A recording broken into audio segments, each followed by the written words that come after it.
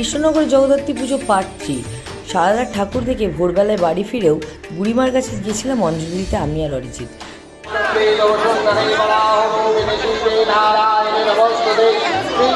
সকাল সকাল মায়ের পুষ্পাঞ্জলি দিয়ে মায়ের ভোগ খেয়ে শুরু করলাম দিনটা। 1754 সালে প্রথম রাজা কৃষ্ণচন্দ্র স্বপ্নাদেশ পেয়ে শুরু করেছিলেন জগদ্ধাত্রী পুজো তার রাজবাড়িতে।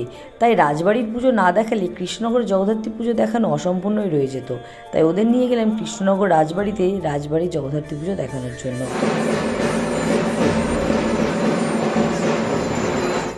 এখানে গিয়ে দেখলাম সন্ধ্যা আরতি হচ্ছে, খুব সুন্দর। কৃষ্ণনগরের রাজবাড়ি কৃষ্ণনগরের ঐতিহ্য, কৃষ্ণনগরের গর্ব। রাজবাড়ি থেকে বেরিয়ে ওদের নিয়ে গেলাম চকের পাড়ার আদিমা বারোয়ারি দেখতে।